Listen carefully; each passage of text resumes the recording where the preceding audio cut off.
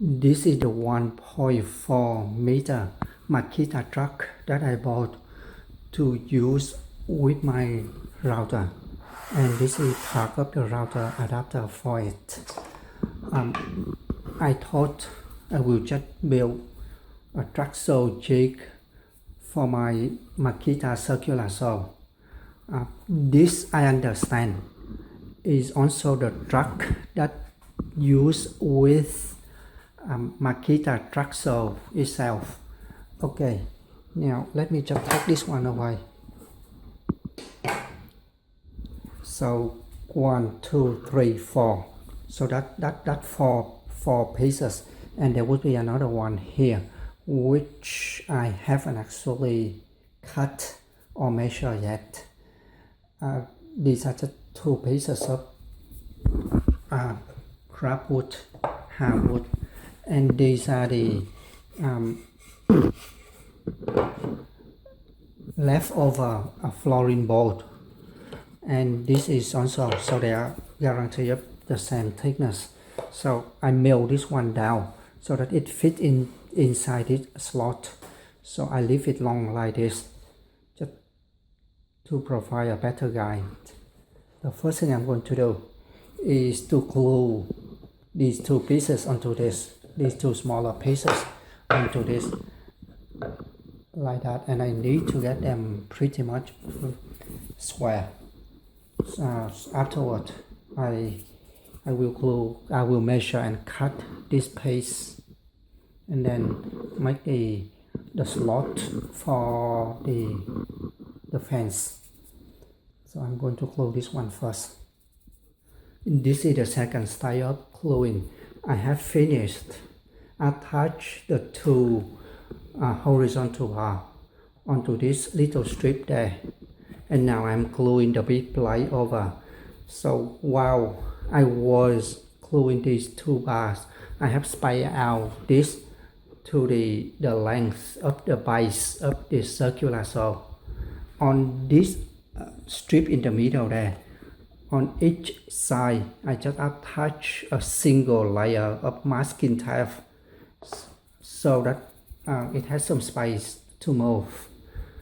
So let's just wait when this dried, and then I'll move on to the next one. I have the basic shape of the carriage or the plate finished. I can position the saw on there and move it freely along the track. So in terms of sidewise movement, there's not a lot, which is good. So now what I have to do is to figure out how further to the right I need to position the saw on the plate so that I have enough space for the guard to drop when it finished cutting. After thinking about it a little bit, I changed my plan a little. It is easier if I glue the piece on the plate side first, and then I position the saw against it and glue the other one in. Now I'm going to glue this piece now. So I will just use 2 clamps to pull this one in and clamp it down. On this side, I have trimmed it with 2 layers of A4 paper, so that would give me enough room to pull it in and out. I'm going to glue the other piece now. I am midway through setting the clamp. So I'm using this to pull this end in, and this to pull this end in.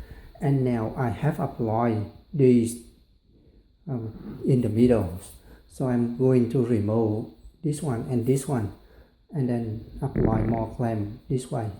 Once this one is clamped down, it's not going to move, and then I will not need this one anymore, these two anymore. This is what it looks like. I turn it upside down so that I can clean out all the excessive glue. So I will just wait for it to dry, and then I need to drill the two holes to bolt the sole onto the plate. I already make the holes on the bottom of the sole when I try some other jig.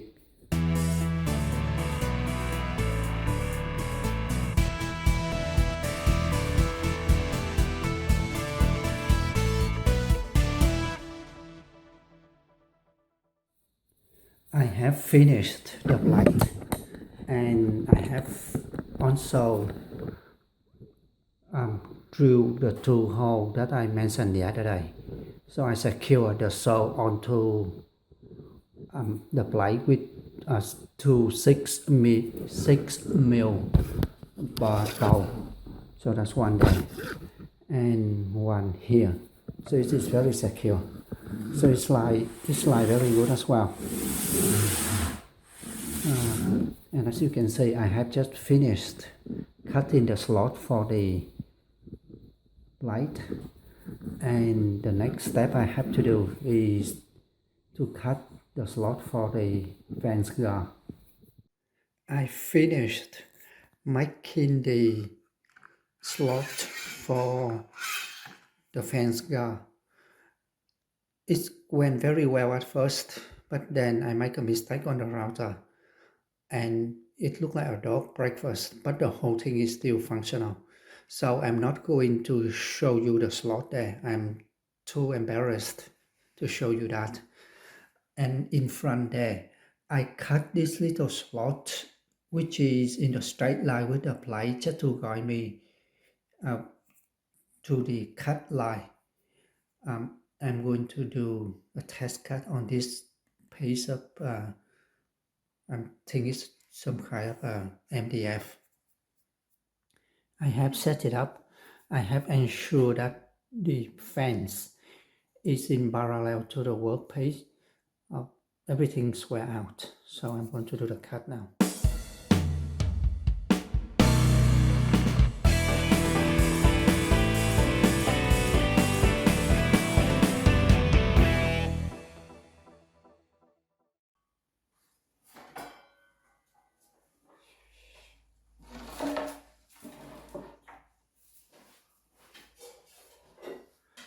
Okay, and see if it is how square it is.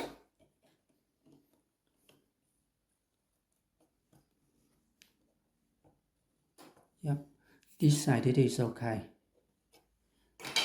And let's test it on this side.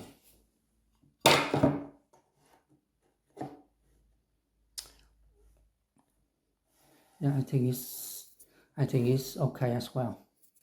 I'm going to do a test cut along this side. I have already set it up. This is the second time on this side. The first time I did it, something moved and it isn't square. And this time I have clamped it down carefully, ensuring that everything is in place and have enough room to move the saw along the cut line.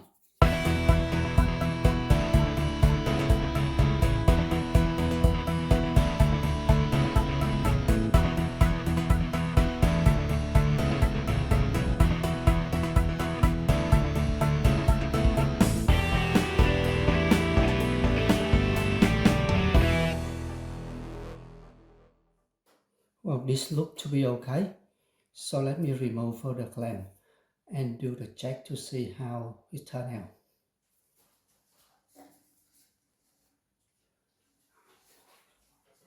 out. Okay, let me pick up the camera and move to this.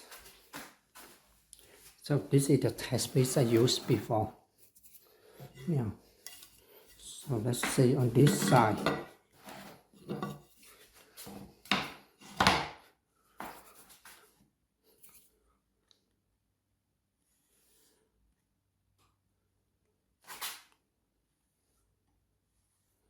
I think it looked okay. It looked pretty square.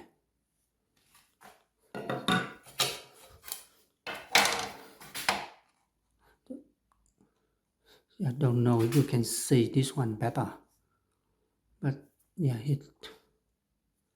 it look on the line, and at the on this end. So let's test this side. You see pretty much the factory edge that I haven't tampered with that yet, so it look okay too. And on this,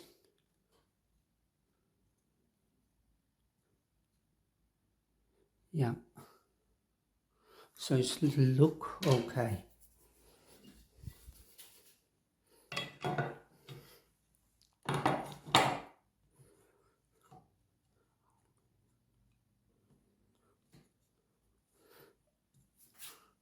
Yeah, it look fairly okay, so I'm more interested on this edge because it's the one that we cut.